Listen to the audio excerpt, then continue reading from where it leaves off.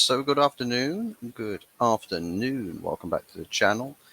Today's video, this afternoon's video, second video of the day, it's going to be a bit more of a shorter one because news is really slow today. It's really slow. I'm a bit disappointed.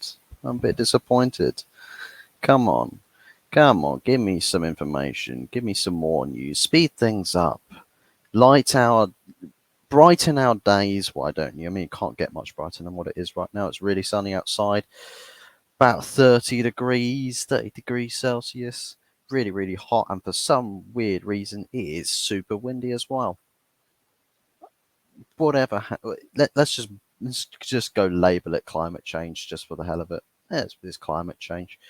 But anyways, basically, this afternoon's could be a bit of a shorter video, as there is seriously a lack of updates or information coming out. I mean, there's a little sort of clarification point on a Mason Mount bid or hijack from Bayern, given by Fabrizio Romano. But basically, Amad Diallo, some talk has happened with Amad Diallo and a potential loan deal next season. Now, I covered this previously as to what I'd be doing with the right wingers between Amad Diallo and Facundo Pellistri. I said that Pellistri, I think, is probably the player we should look to move on, whereas Diallo is someone who I'd want to keep around as depth and as an extra option on the right. But supposedly, by what news is coming out, by the looks of it, that's not the case. By the looks of it, Erik ten Hag wants to push for another loan deal for Amad Diallo. And as was that Steve Bates? Yeah. So Bates people via the United Stand as what's basically where this is being second-hand information. But basically, another loan move looks likely for Amad Diallo, although Erik ten Hag would have preferred to move him either abroad or to one of the promoted clubs to continue his development rather than another season in the Championship, which, that's fair enough from Ten Hag's point of view. I think it's pretty fair. As to what club that is, not really too sure. But speaking of clubs, one club that has been named that are interested in Diallo is Leeds. Now, last time we've had dealings with Leeds was selling Dan James to them for somehow about 30 million. God only knows how we managed to squeeze 30 million out of Leeds for Dan James. Really weird transfer that when that happened. But basically,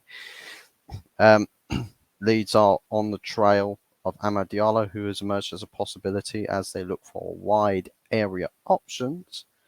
Must be to do with the relegation. Once you get relegated, all your players disappear. That's kind of what happens, Leeds.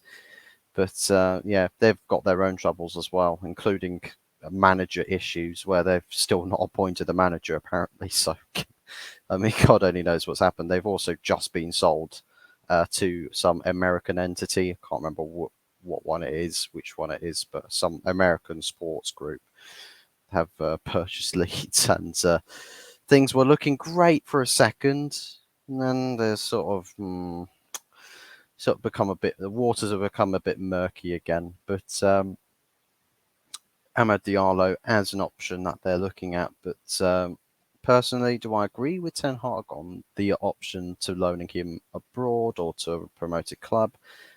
Quite possibly. I think Diallo, if he does go on loan, would prefer to go back to Sunderland. I think that's something that he has expressed himself. So whether that's the case that Ten Hag would let him go back to Sunderland, because it's definitely more of a guarantee that he'll get game times at a club that he had games with beforehand, that he gets to try and prove himself even more.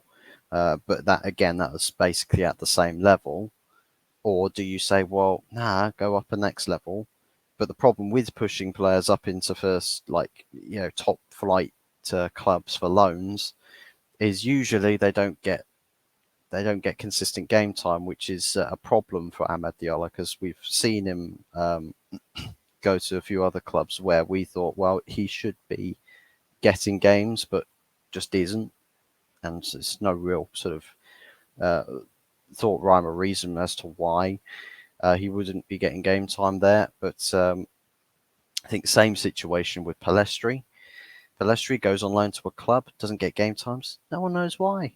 No one knows why. He's like if he goes on international duty as well, but he'll get games for the Uruguay national team, which is really odd. So, so I think the similar situation for Amad Diallo. You trust that he would actually get the game times at the clubs that he'd be loaned out to. I don't know. I think it's one of those that it massively depends on what club it is that he gets loaned to, and fingers crossed that the board actually do a bit of research and actually do speak to clubs and say, look, is there a guarantee that this player is going to be important or imperative to your manager's plans? If not, then we will not loan him to you. And it's one of those things you can't just palm off players on loan as though you don't care about them, and then be scratching your head as to, oh, well, why is this guy not come any good yet? You know, start, try not to hamper their progression. So I think there's also that risk. But personally, if it's down to me, Diallo would be staying at the club next season, and Palestri would be the option that you'd be looking to sell on. And that's just me. Don't know how you guys feel about that. As for a little update with the Mason Mount news, supposedly the MEFC's £55 million bid for Mason Mount remains valid. Decision not yet overpaying. The decision on not overpaying was made together with Ten Hag. United want Mount as he's showing strong desire to join, but won't make any unrealistic bids. Mount's side still believe he will leave. That's this summer. So I think that's fair. I think that's pretty fair. On that front, there was also somewhere else that Fabrizio did mention. Here we are. So, yeah. So this is from Fabrizio here. Understands that Mason Mount's side stance remains clear. No plans to sign new deal as things stand at Chelsea, Manchester United now, or free agent in 2024.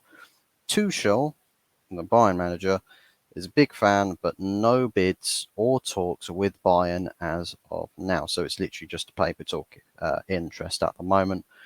But as said already several times, United's £55 million bids are still valid, but they won't wait forever. So, yeah, I think, again, realistic from United side, not trying to push anything, not trying to be stupid with the money, not trying to, put your reputation in the bin yet again. Just trying to be a bit more smart about this and keeping the wider perspective, in frame. Trying to make as much sense of this as possible and trying to be as logical as possible. And I think Mason Mount, if a towards unrealistic bid is not accepted, then the realistic thing to do is to walk away and not try and bother with the deal anymore. So, yeah, basically that is everything summed up as of yet. But interesting to note that it's still only paper talk with Bayern.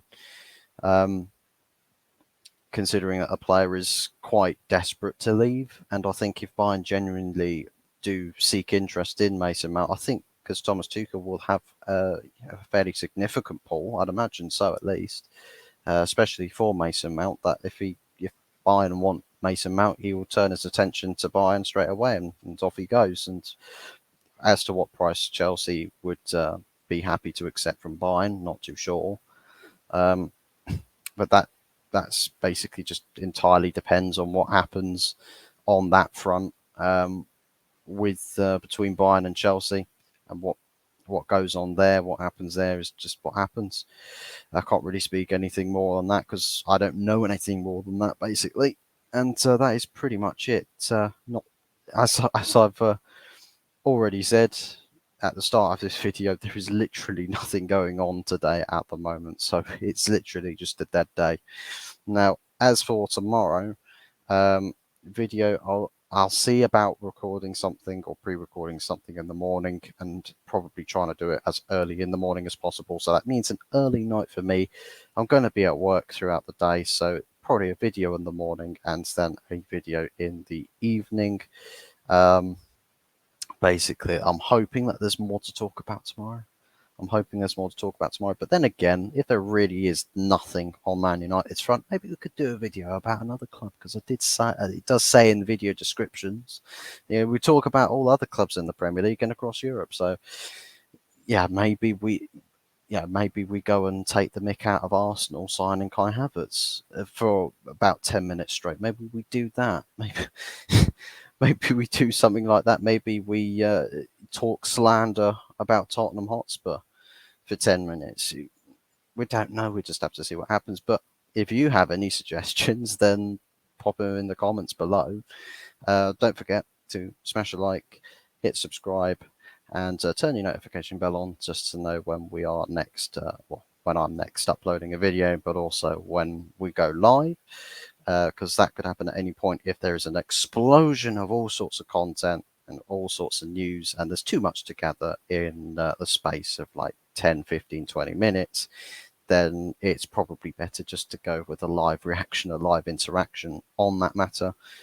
But you'll have to see what happens, and fingers crossed things do happen soon. Rumor, and nothing more than rumors, nothing more than anything. I think it's just a hypothetical talk here, but rumor has it, and it's not Adele that's told me this. This is just something I've seen flash up on the timeline, and it's got a bit of backing to it. Nothing more than that. But apparently, someone at the club has told somebody that there's going to be a Glazer-related announcement really, really soon. So someone who works at the club is telling you about takeover information, despite it being nothing to do with actual your football club happenings. Just a general employee of the club shouldn't be getting information about what's going on with this takeover, because NDAs, business, business interaction, all of that.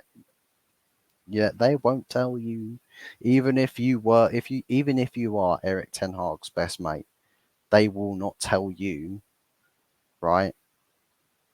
Or if you are Manchester United Employee of the Month every single month, forever and ever and ever, they will not tell you what's going on with the takeover news.